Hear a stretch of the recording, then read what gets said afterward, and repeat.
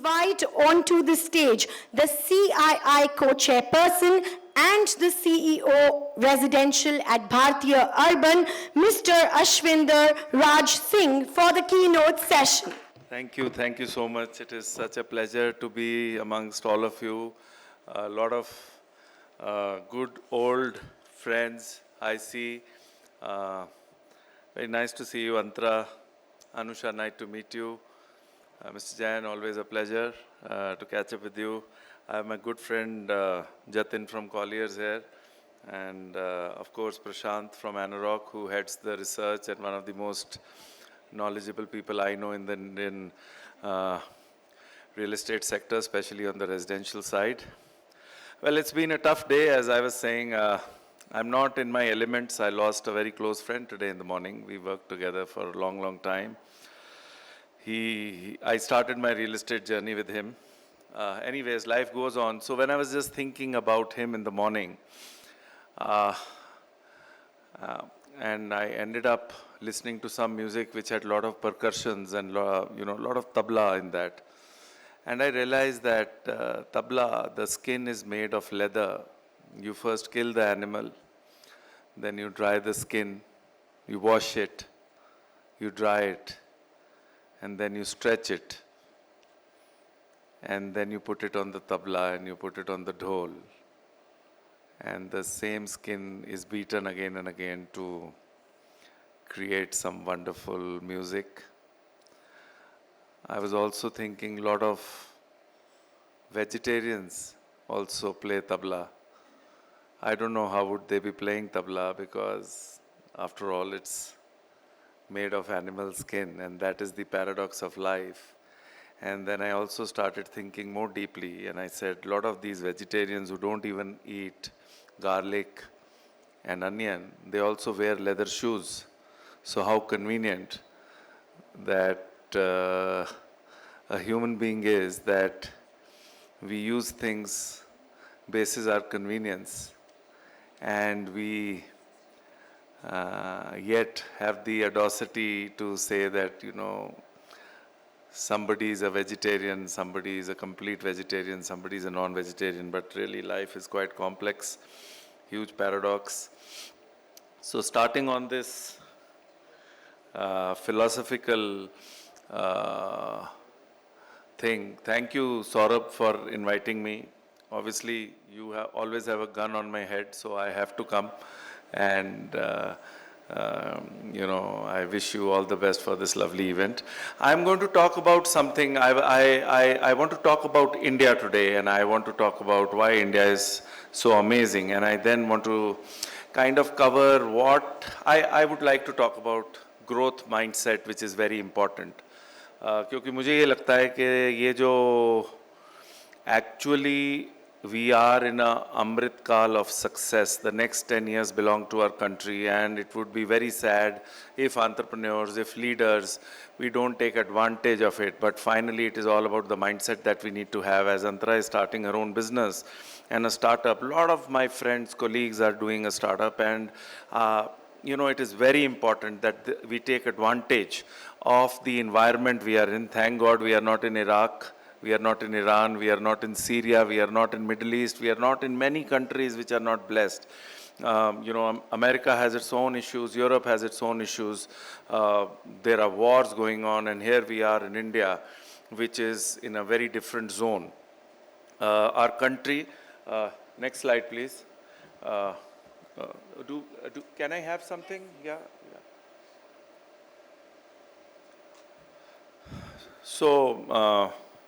So that's my keynote is going to be more around how can we take advantage and what are the things that are required to grow in the current environment.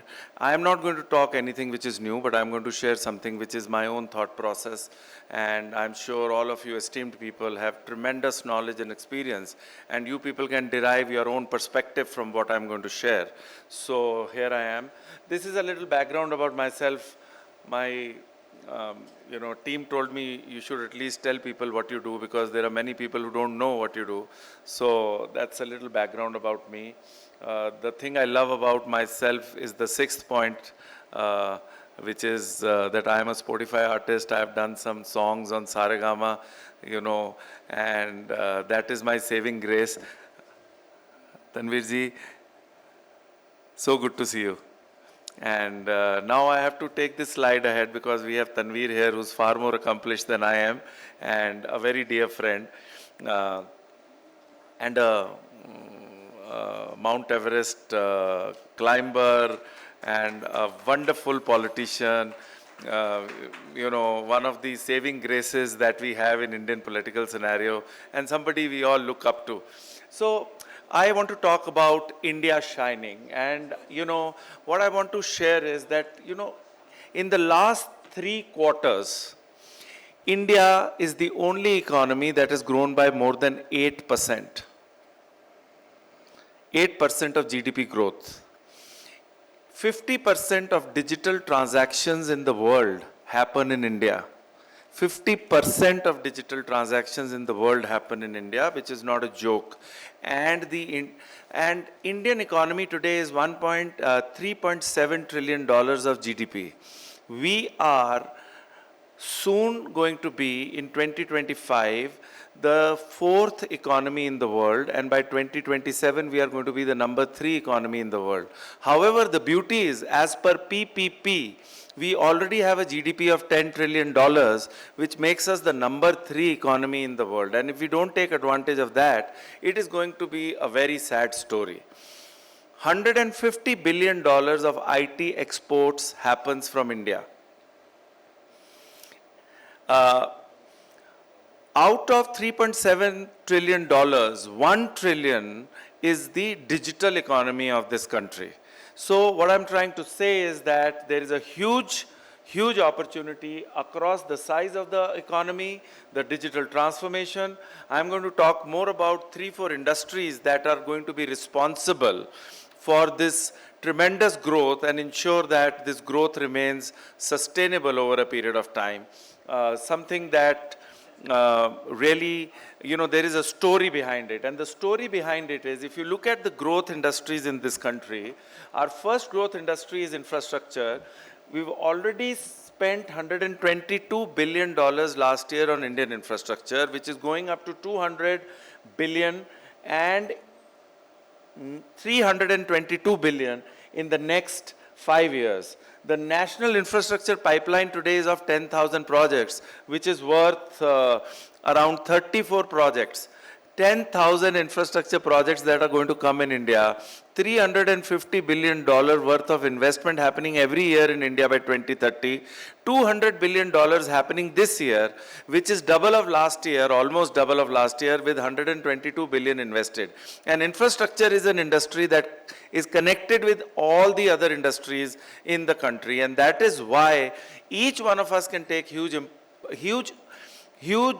benefit from this growing investment in the infrastructure. The number 2 is the commercial real estate. Why am I talking about commercial real estate? Because commercial real estate is also about offices. What I want to share is that, Tanvirji, it is a point to be noted that almost 40% of global capability centers are now in India. 40% of global capability centers have their office now in India, to be precise 37%. And the commercial real estate last quarter did 20.4 million square feet, which means annualized, we are soon going to be leasing out 100 million square feet of office space. The rentals have gone up by at least 10 to 15%, if I'm right, Prashant, in the last 1 year. So the entire issue of COVID is out. The world is again moving to India, and most of the commercial offices are again coming to India. And that means job creation. That means a big impetus on the residential real estate. A big impetus on residential real estate is also because the infrastructure, and all of this connects and ensures that there is a huge growth across various levers in the Indian economy. Retail and healthcare. Retail market in 2023 has already touched $1 billion.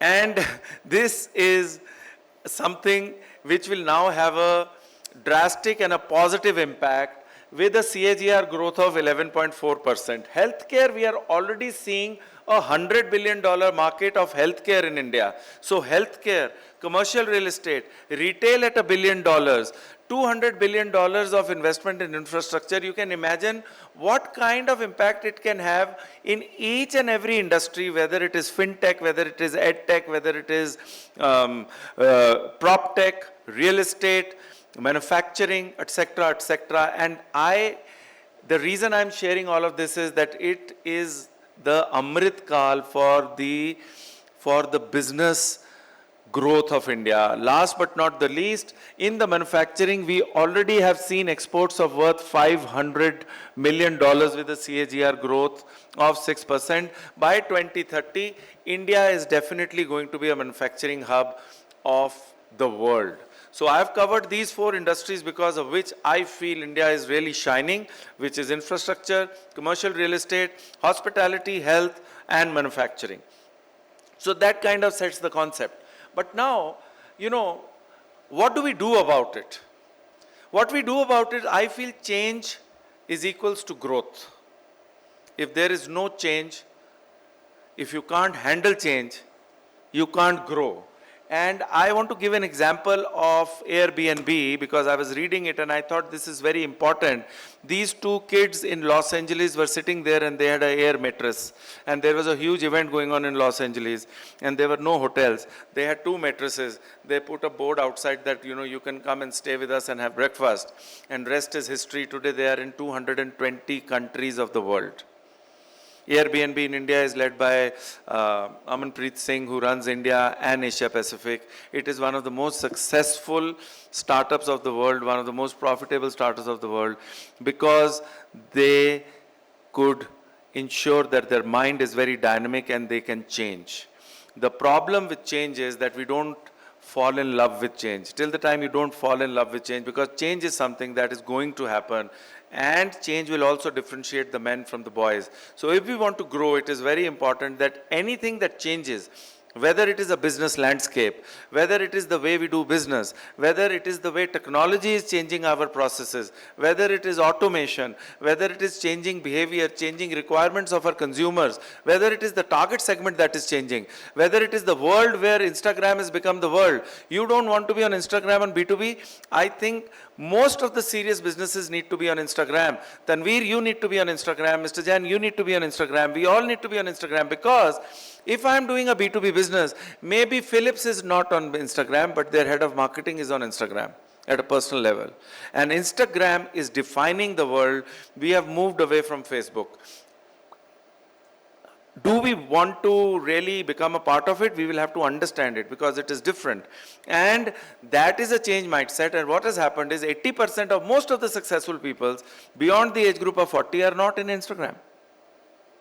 And they feel they are digitally connected, but they are not digitally connected. And if in today's world you are not digitally connected, sorry to say, you cannot be part of this growth story, because you will not know what the newer generation is thinking about, because that is your target segment. Even from a voter perspective, most of the voters in the age group of 18 to 25 are on Instagram, and there was minimalistic activity on Instagram from politicians, because they were still stuck up on all the rudimentary, boring stuff, and they were going to the same boring people, and they were trying to convince those people who were already convinced. And the new voters who should have been convinced and who should have been told that you can bring about the change were completely untouched. And that is why 50% of the new voters did not even come to vote, because our politicians did not know where they are. Because they are so full of themselves. The problem with people like me is we are so full of ourselves and we take ourselves so seriously that if we have really nobody is telling us where the world is going. The world is changing, and if we want to change and if we want to grow with the world, it is very important that we remain nimble, we remain agile.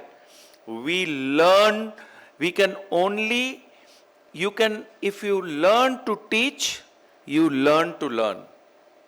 You need to become a mentor. Our jobs is to become mentors of people who are coming out and bringing in new businesses. So therefore, change is equal to growth. Once we leave this room, my only request to everybody is that we should be very fertile in our mind. We should be agile. We should be open to newer things. We should be open to feedback. Like some of the feedback I keep on getting from my colleagues is that, you know, you're very tough. I got this feedback in the morning also, and I said, no, you know, I take this feedback with due humility, and I will ensure that, you know, I control myself and I behave myself. So, you know, I'm kind of reiterating this to myself. The second is, you know, you need to understand that, have you ever faced a decision that feels like a leap into the unknown? When was the last time you took a decision which was a leap into the unknown? When was the last time we took a decision in our day-to-day working life where we were changing something?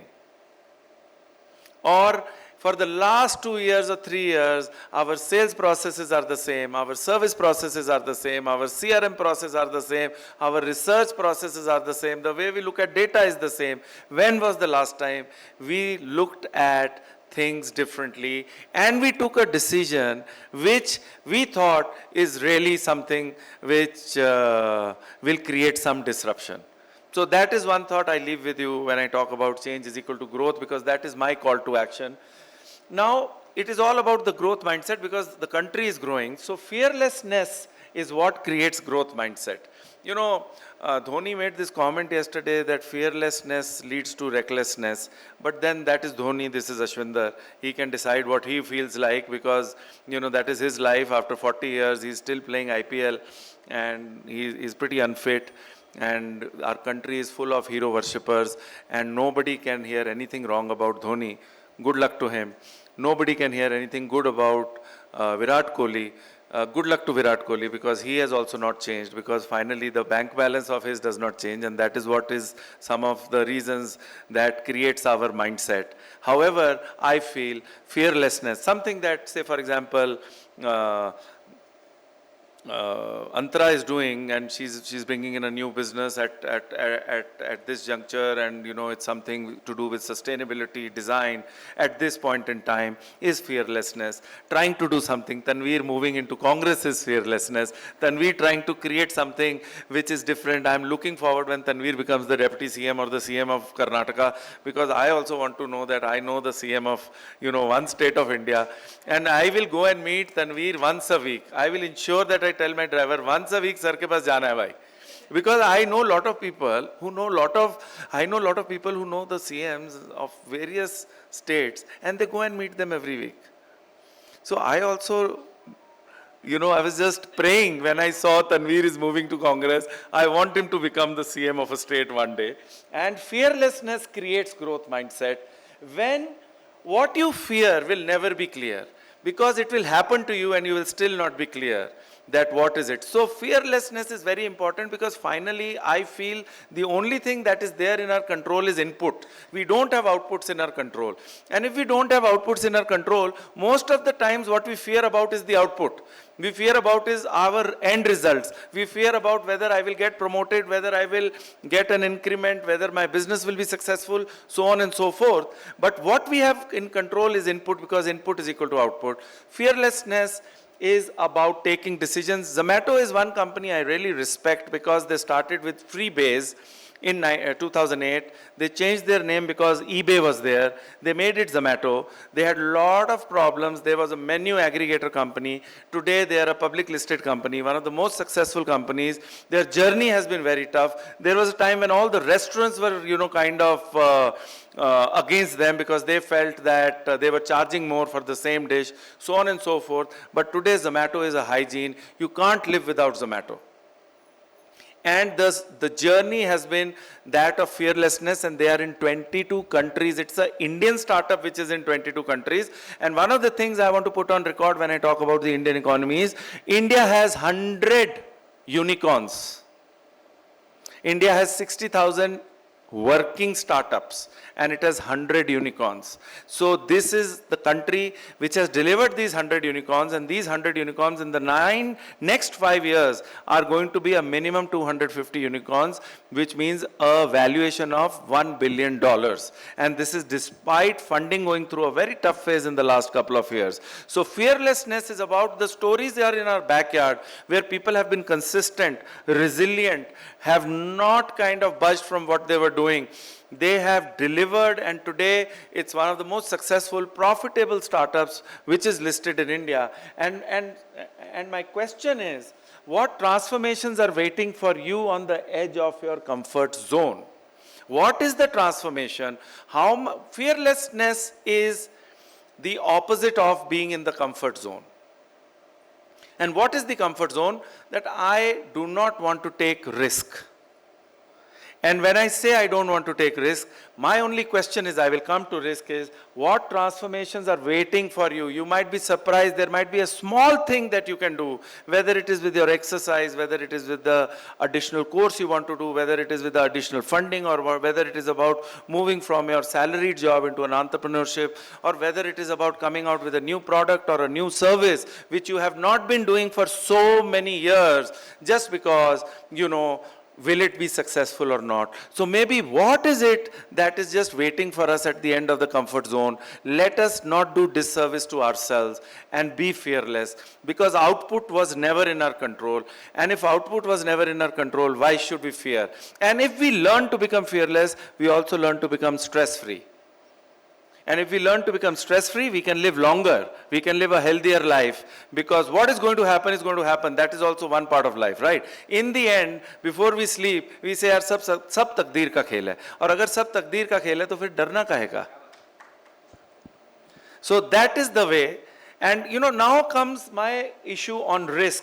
And that is where I say, from that thing, कि risk है तो इश्क है. हम लोग बहुत risk लेते थे जब हम स्कूल में थे, हम लोग बहुत रिस्क लेते थे जब हम कॉलेज में थे. हम ही वो लोग हैं जो अपने बच्चों को रिस्क नहीं लेने देते जब वो स्कूल और कॉलेज में होते हैं. हर पेरेंट को लगता है कि मेरी बेटी सब, आई हैव 2 गर्ल्स, उनको लगता है मेरी बेटी सबसे सीधी सादी है, सबसे सती सावित्री है. ये जो बाहर लड़कियां सिगरेट पी रही हैं, ये किसी और की लड़की हो सकती है, मेरी लड़की नहीं हो सकती. मेरी लड़की का बॉयफ्रेंड तो हो ही नहीं सकता. मेरी बीवी बोलती है, नो जिया बहुत सीधी है. मैंने कहा ठीक है, मतलब I don't want to argue with you, but rest we don't know, right? But risk है तो इश्क है, because I know at 20 years how you feel, and I don't want to curb my daughter till the time she knows what her limits are. That's life. It is not in her control. And if it is not in her control, we should take risk. It should be a calculated risk. And that is where I want to talk about everybody sitting here who's from real estate, that we need to come out of the trader mindset and get into the entrepreneurial mindset. It is my most favorite slide. And what is entrepreneurship? Real estate has actually moved from the most unorganized sector to an organized sector already. Last year, in top 7 cities, 5 lakh crore worth of homes were sold. 5 lakh homes were sold, which is the highest number of homes ever sold in India. And it is time that we also are seeing a lot of budding prop techs coming in. And I want, especially in real estate, that we have to move out of the trader mindset to an entrepreneurial mindset. We have to move from short term to long term. Our time horizon, our vision, our innovation, our customer focus, everything has to move to long term. We have to become entrepreneurial. We have to look at next 5 years. And if we start looking at it, you'll be surprised. Your coming first year will also improve. But look at next 5 years. Don't take short-term decisions, because the decisions that are short-term are taken on short-term variables which are going to change. And that is where I come back to change is equal to growth. So when you are taking decisions on something which are going to change, obviously your decisions will be long. But if you can look at the trends for the next 5 years and understand how your target segment will move, how the voter will move, how the consumer will move, how our processes will move, what is the role of technology going to be, your ability to make the right decisions to create a growth company can be far more predictable. And entrepreneurs are also predictable. So my only question to everybody who's come here to take awards is, are you building for today or are you building for future? And this will be my question to you, Antara, also, that are you going to build something which is a B2B business for the future? Is this design going to continue for the next 5 years? Or is this a design you are in love with, but maybe the consumers are looking at something else? And if we start looking at it, I would want Tanveer to look at how does he get 80% of the vote of his constituency in the next 5 years, and the clock starts today. How does he create his team of advisory people who come from different walks of life, who explain that what is it that the consumer wants, what is it that the voter wants, and how do we start working today so that when people start working after 4 years, you're already 4 years ahead of them. And that is how change will come, Tanveer. The problem is the change does not come in our country because everybody is so short-term and looking at tomorrow, maybe looking at yesterday, and then we blame that, we are not changing. And now we get the same people who do the same thing and then we want change. It will not happen because that is a theory of madness. So my only point is that whatever we are trying to do, 5 years is just next the corner. Just imagine where we were 5 years back, and 5 years have flown back.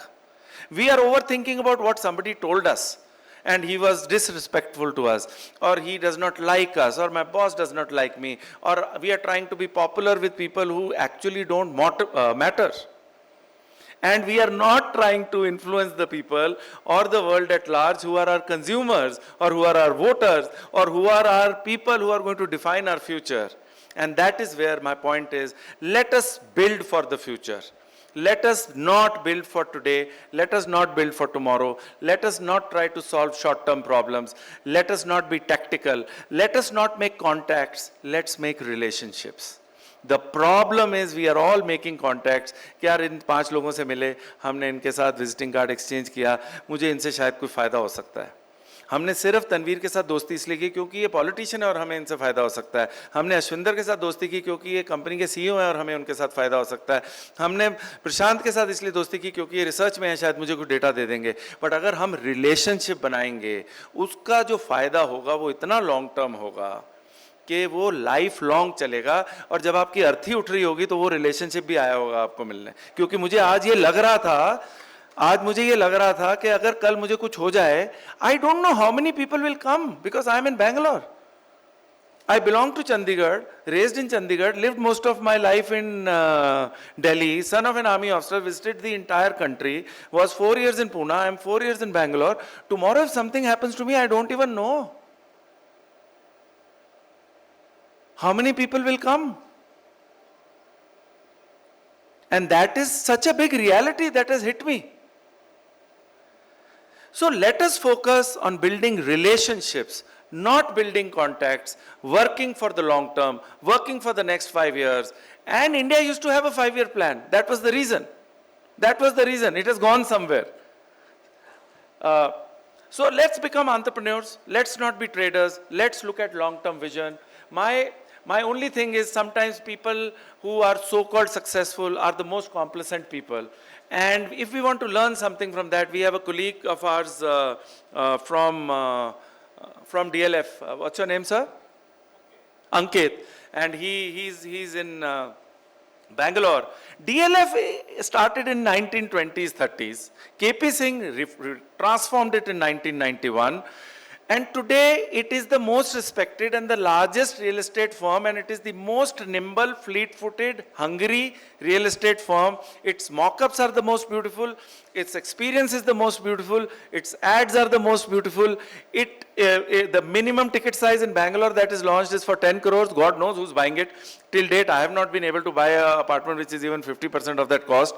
And in 2 days, they are able to sell it. 30% of their clients come from NRIs. How do they do NRI? Because they know that most of the people who run luxury real estate, sir, they end up doing digital marketing. They are such big fools, they don't understand that anybody who's buying a property beyond the price tag of 3 crore is not coming on digital media. He or she has a secretary, he or she is an entrepreneur, he or she has a team. And what have they done? They do events in US, they do events in Europe, and they keep on doing. It is a factory. They do 1 event, they do 2 events, they do 3 events, 4 events. 30% of their sales happen from NRIs. Rest all don't even know how to attract NRIs because they are trying to attract NRIs on digital media. And that is where they have never been complacent. People like Virat Kohli, Dhoni, people whom we really hero worship have never been complacent. And when you start thinking you are successful, that is the start of your end. I am talking about those companies, I am talking about those large entrepreneurs, those large businesses which have really done well and are doing well today. But if you become complacent, you will really have a bad time, because when was the last time your business did something for the first time? I'm asking each one of you, especially people like CPWC or a Bhartiya or any large company, I keep asking myself, when was the last time I did something for the first time? Like you did it for the first time when you went to Argentina. What is it that we did for the first time? And, I want to end my presentation with one example of complacency, and that example is very clear. I was just thinking, I think I am doing very well, which I don't think I am. Let's assume I am doing very well. I was thinking about a gentleman called Shah Rukh Khan. Then I thought about a gentleman called Amitabh Bachchan. Then I thought about a gentleman Mukesh Ambani. Then I thought about a gentleman Adani. I said, यार ये तो घर में पजामा डाल के बैठ सकते हैं रोज. Why do they work? What is it that is driving them to work? What drives Shah Rukh Khan to work, get a heat stroke, go to the hospital? What is it that Mr. Mukesh Ambani gets up every day? Why is Mr. Adani getting up every day? Why is Amitabh Bachchan at 80 going for Kaun Banega Crorepati? Because they want to continuously learn. Because they want to leave a legacy behind them. Because they want to leave an impact behind them. And that is my point on complacency for each one of us at each one of our levels, that we should never get complacency. And the rule for that is, as we were taught in Citibank in sales, you are as good as your yesterday. Everybody should stick it on their place where they can read it, maybe on the fridge, on the almirah somewhere, that we are all as good as our yesterday. Let us not think too much about what we have achieved, because today is a new day and things are moving on. And then let us think of these icons like Elon Musk and Mark Zuckerberg and all these people who get up in the morning and who are so hungry, much more hungry than what we are. And that is where, when we start shunning complacency, a lot of good things start happening. This slide is okay. I like this slide because we do only 700 billion transactions a day on UPI. This is our country.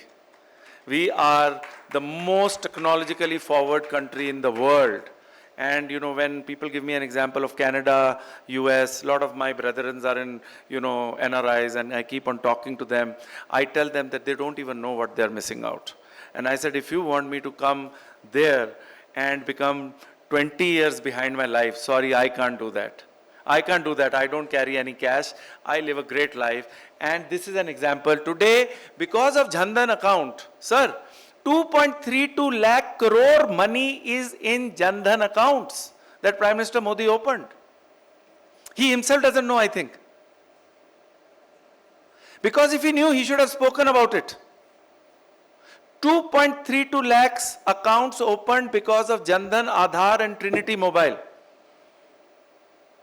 That is India. That is technology. Let's embrace technology. Let's be the torch bearers and keep on doing small things by adopting small technology things. How can your use of technology radically enhance your customer experience? That is the most important thing. Let's enhance our customer experience by using technology. Technology is not very expensive also in India, and technology is commoditized. That's it.